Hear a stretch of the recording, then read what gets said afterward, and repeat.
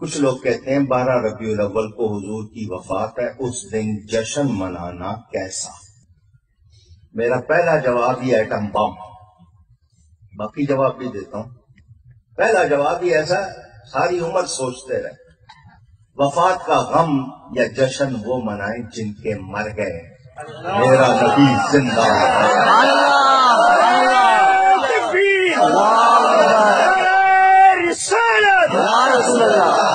میرا نبی زندہ ہے، وفات کا غم جس کو منانا منائے، میرا نبی زندہ ہے۔ وہ زندہ نہ ہو تو کائنات زندہ رہ سکتی۔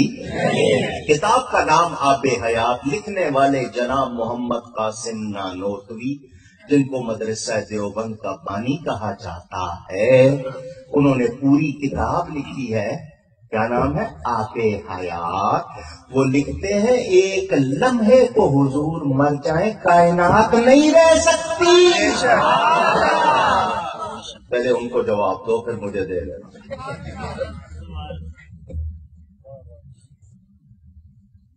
12 تاریخ وفات کی نہیں ہے، نہیں ہے، نہیں ہے۔ کتابوں کے نام چاہیے، میں حوالے دے دیتا ہوں، چلو مفت دے دیتا ہوں، لکھ لو۔ جناب اشرف علی تھانوی نے 3 کتابوں میں لکھا ہے کہ 12 تاریخ وفات کی نہیں ہے۔ پہلی کتاب کا نام نشر الدین، تاج کمپنی نے چھاپی ہے، مل جائے گی۔ دوسری کتاب کا نام فتاوی امدادیہ، اس کو فتاوی اشرفیہ بھی کہتے ہیں، اس میں تیسری کتاب حفاظات یومیہ۔ تینوں میں دعوے سے لکھا ہے کہ لوگوں میں غلط مشہور ہو گیا ہے 12 تاریخ وفات کی۔ دلیل کیا دیتے ہیں؟ حضور صلی اللہ علیہ وسلم نے جو آخری حج کیا وہ جمعے کے دن تھا، اور حضور کی وفات ہوئی ہے پیر کے دن، تو ربیع الاول کے مہینے تک اس جمعے سے، حج کے جمعے سے لے کے سارے مہینے 29 کے گنو، 1 29 کا، 2 30 کے، 2 29 کے، 1 30 کا، تینوں 30 کے گن لو، 29 کے گن لو۔ کسی طرح پیر کے دن 12 تاریخ آتی۔ آپ کے گھر کی گواہی دے رہا ہوں، دعوے سے کہا کہ اس دن 12 تاریخ آتی نہیں، پیر کا دن حدیث سے ثابت ہے۔ اگر اب بھی تسلی نہیں ہوئی اگلی دلیل بھی لے لو۔ جمعہ پڑھتے ہو؟ پوچھنا ان سے، پوچھنا جمعہ پڑھتے ہو؟ کہیں وہ والا تو حال نہیں نا کہ بیٹا دیر سے گھر آیا تو باپ نے پوچھا کدھر گیا تھا، کہنے لگا جی ابا جان جمعہ پڑھنے گیا تھا۔ باپ نے کہا آج تو جمعہ رہا تھا۔ اس نے کہا جی میں آج ہی پڑھ آیا ہوں، جمعے کو بڑا رش ہوتا ہے۔ وہ والا تو نہیں یاد ہے کہیں؟ جمعہ پڑھتے ہو یا نہیں؟ اونچی۔ اور حدیث میں ہے الجمعۃ عید للمؤمنین، جمعہ مومنوں کے لیے عید کا دن ہے، سید الایام، دنوں کا سردار ہے یا نہیں؟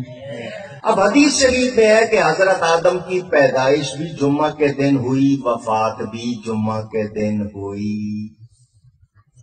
وہی دن پیدائش کا، وہی دن اونچی۔ اگر تم کہتے ہو 12 تاریخ پیدائش کی ہے، 12 ہی وفات کی، اگر تم اس پہ اڑے ہوئے ہو تو جمعہ کا دن حضرت آدم کی ولادت کا بھی دن، جمعہ کا دن ان کی وفات کا بھی دن۔ اب میں پوچھوں گا کہ ہر جمعے کو جو عید مناتے ہو، وفات آدم کی خوشی میں یا ولادت آدم کی خوشی میں؟ سبحان اللہ۔ اے ہمت تو ذرا جواب دو نا۔ وفات کا سوگ 3 دن سے زیادہ جائز نہیں ہے۔ کتنے؟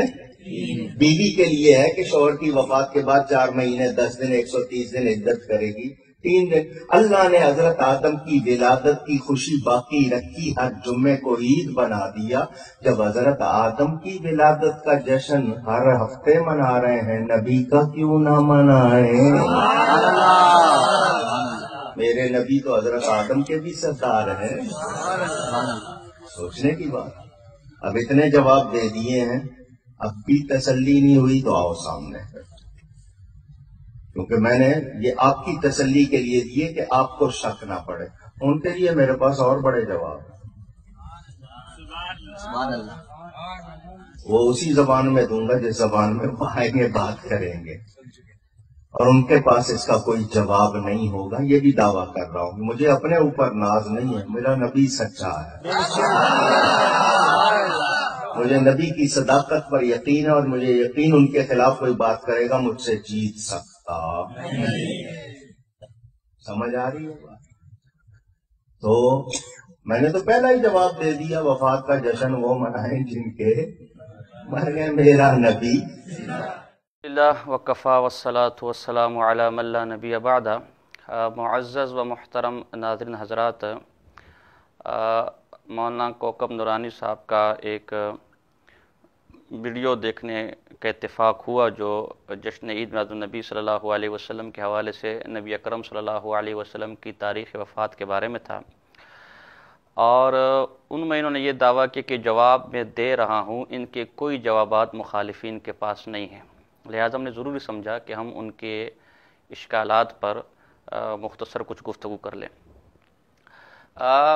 پہلی بات تو یہ ہے کہ اگر آپ دیکھیں انہوں نے شروع میں ایک پرچی ہاتھ میں لی ہوئی ہے اور یوں لگ رہا ہے جیسے وہ پرچی پر کسی نے سوال بھیجا اور اس سوال کا جواب دے رہے ہیں، لیکن اگر آپ غور سے دیکھیں تو وہ پرچی بالکل سفید ہے، وہ بالکل خالی، اس پہ کچھ بھی نہیں لکھا ہوا، جس سے یہ اندازہ ہوتا ہے کہ یہ جوابات وہ پہلے ہی سے تیار کر کے لائے تھے، اور یہ جو تاثر گویا وہ دے رہے کہ انہوں نے فی البدی یہ دو تین اشکالات پیش کیے ہیں سوال پر، یہ درست نہیں ہے. پہلا اشکال انہوں نے یہ پیش کیا کہ جی غم وہ منائے، سوگ وہ منائے جن کے نبی مر گئے.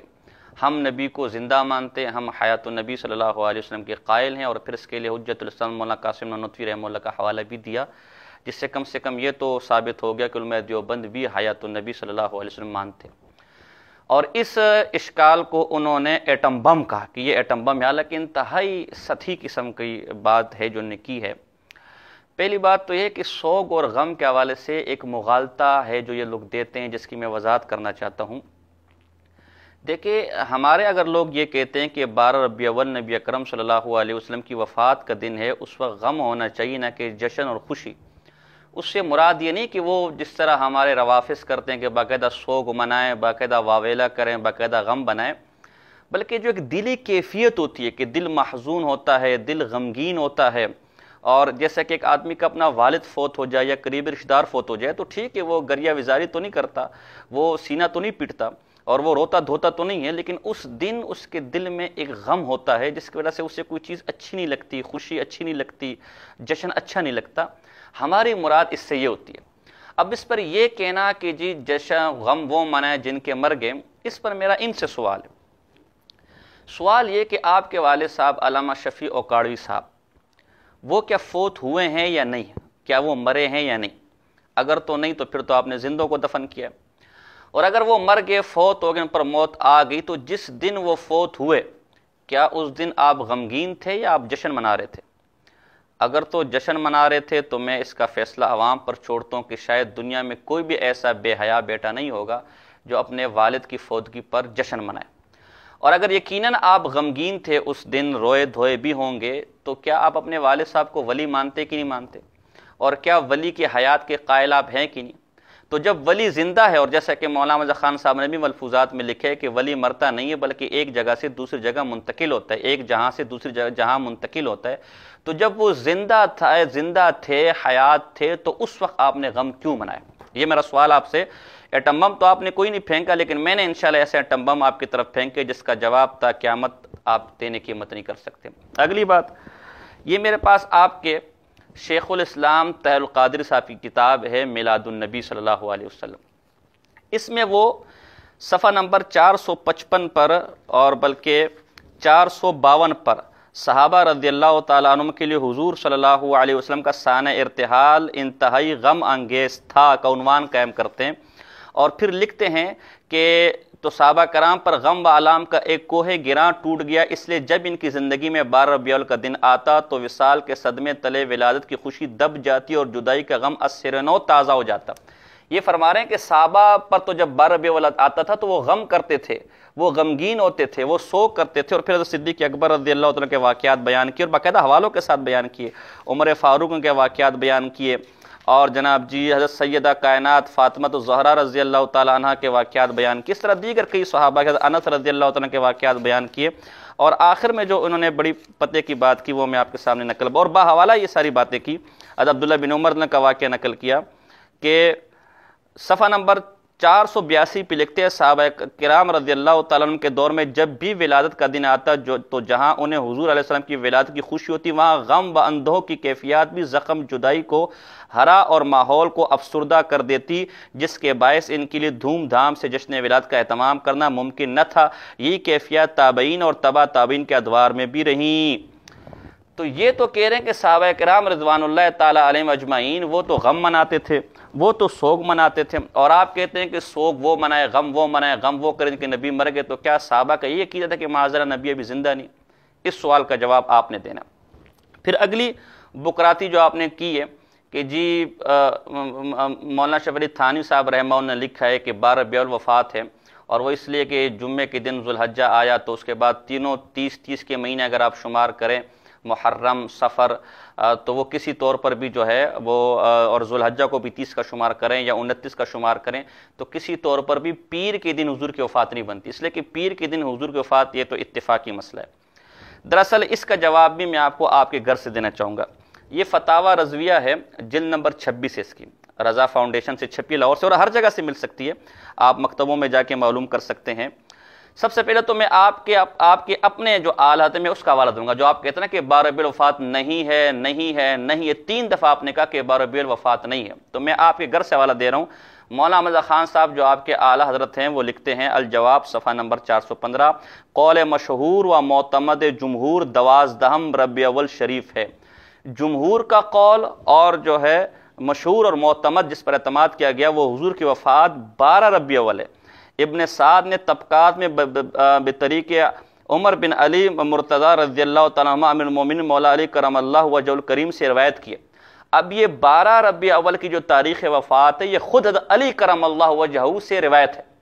تو دیکھیں ایک بات میں کر رہا ہوں، ایک بات آپ کر رہے ہیں، اور ایک بات صحابی کر رہا ہے، اور صحابی کی آنکھوں دیکھا واقعہ ہے، وہ اس وقت وہاں موجود تھے، تو ظاہر ہے دنیا جہاں کے مقابل صحابی کے قول کو لیا جائے گا۔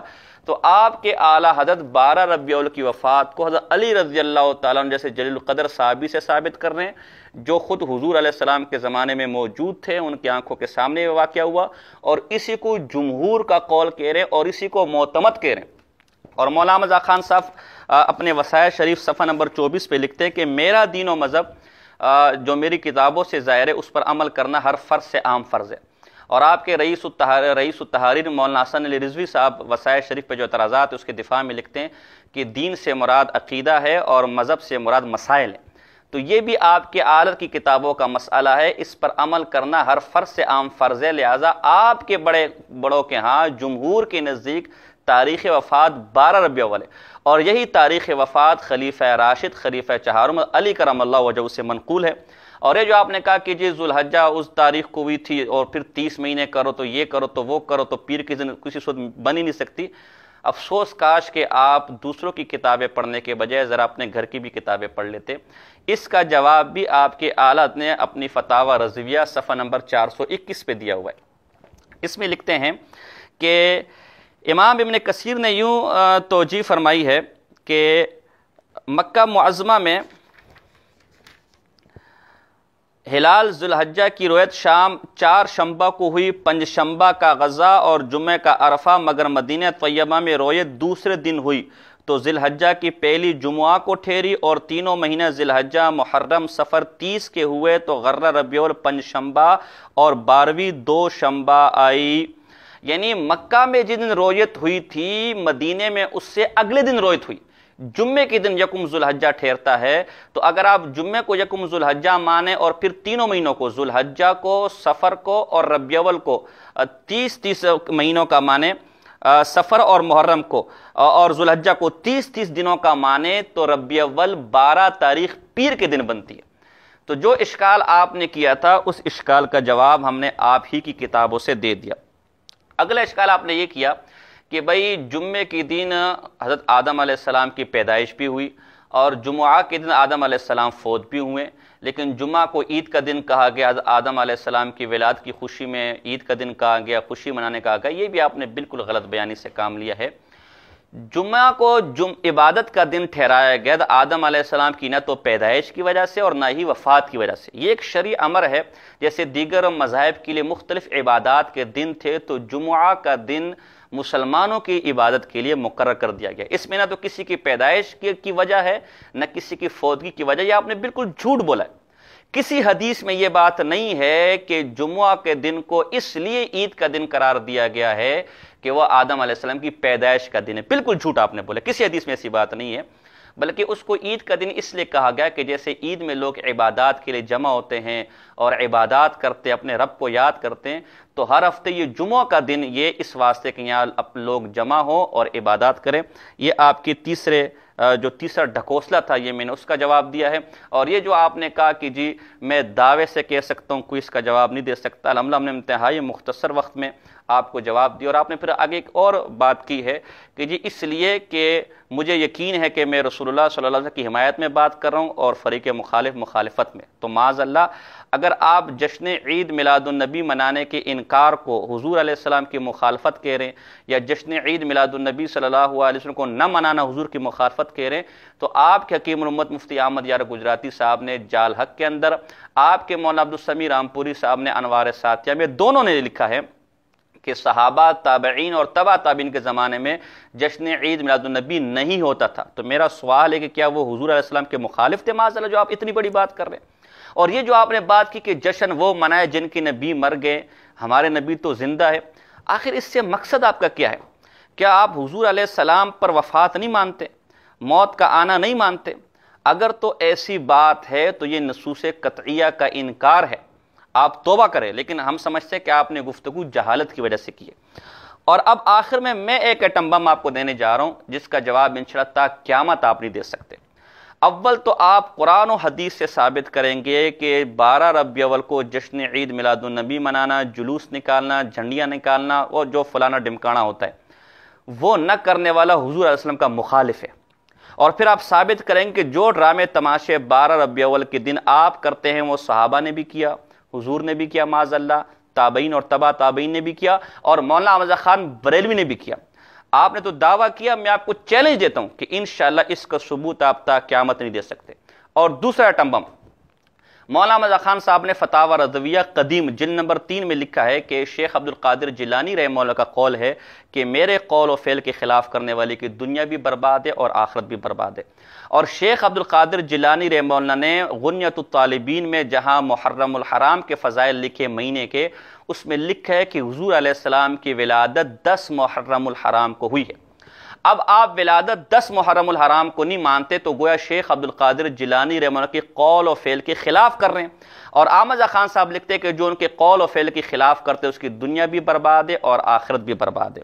اگر آپ میں ہمت ہے تو میرے ان 2 ایٹم بموں کا، جس سے انشاءاللہ آپ کے اہل بدعت کے ایوان تباہ و برباد ہو جائیں گے، اس کا جواب دیں۔ اور یہ جو آپ نے کہا تھا کہ مجھے کوئی جواب نہیں دے سکتا، میرا دعویٰ ہے کیونکہ میں رسول اللہ صلی اللہ علیہ وسلم کی حمایت میں ہوں، ہم نے جواب دے دیا، اور پتہ چلا اس سے کہ آپ واقعتاً حضور علیہ وسلم کی حمایت میں نہیں ہیں بلکہ ان کی مخالفت میں ہیں، بدعت کو رواج دے رہے ہیں۔ اللہ پاک سے دعا ہے کہ اللہ پاک آپ کو سنت پر چلنے کی توفیق عطا فرمائے۔ وما علینا الا البلاغ المبین۔